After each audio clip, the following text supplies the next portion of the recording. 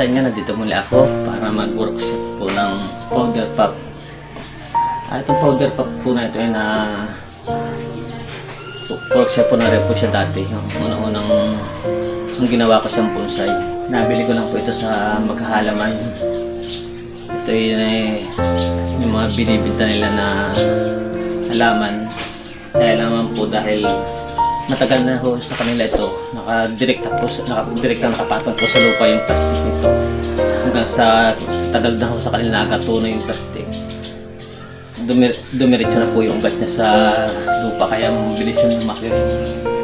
Yun, hindi na nila maibinta dahil ugat niya nasa lupa na, kaya nakita ko siya, kaya binili ko, ginawa ko siyang bonsai. Na-i-wiring ko na ho ito dati, na-i-upload ko na ho ito dati. Pero tatlong sanga lang ho yung naiwan dito dati, tatlong sanga lang. Ito lang po, saka ito, saka ito. Yung sanga niya ito, wala pa ito mga ito may mga bago na ho siya sanga, kaya iwa-wiring ko lang ho ulit.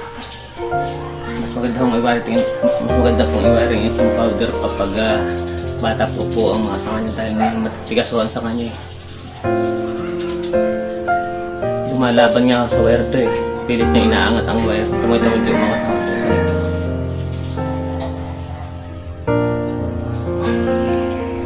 Matitigas po ang sanga niya pag medyo matatanda na yung sanga. Mahirap ang i-wire na babali po siya, malutong. Matatanggalin lang ulit akong ibang mga branches dito na hindi kailangan.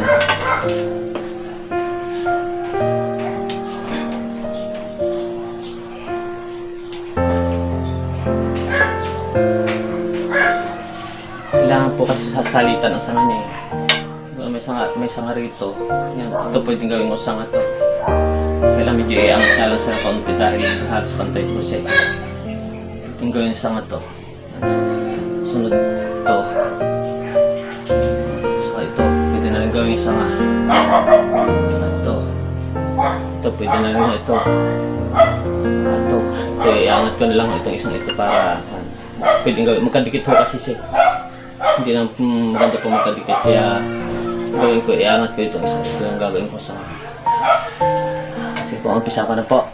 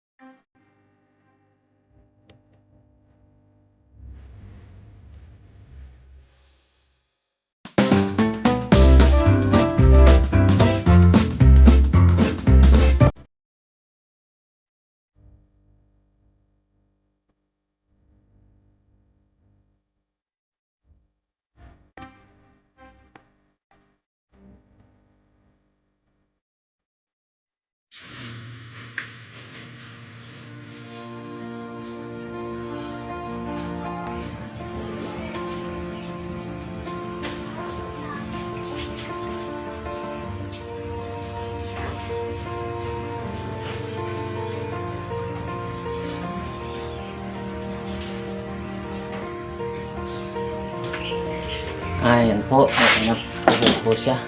Magkakaroon pa po na ito nasa marito.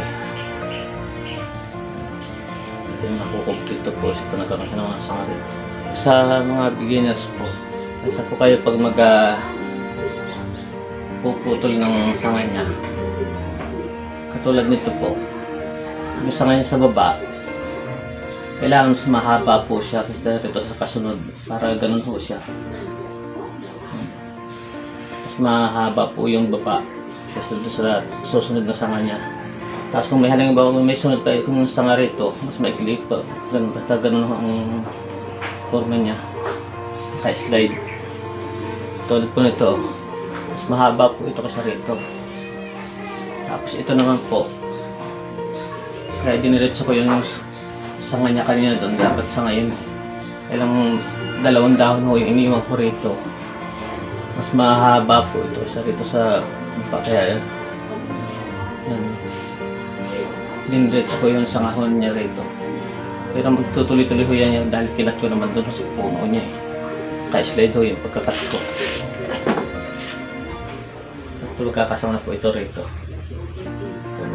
May dahon ito mga kakasama ito rito, mga kukumpito po yung sanga niya. Ito dahon lang ito ng pinakang kanya eh.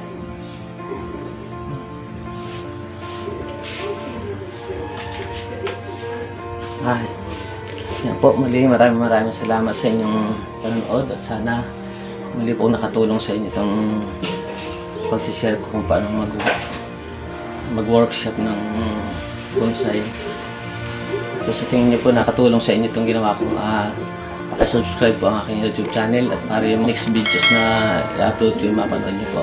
Salamat.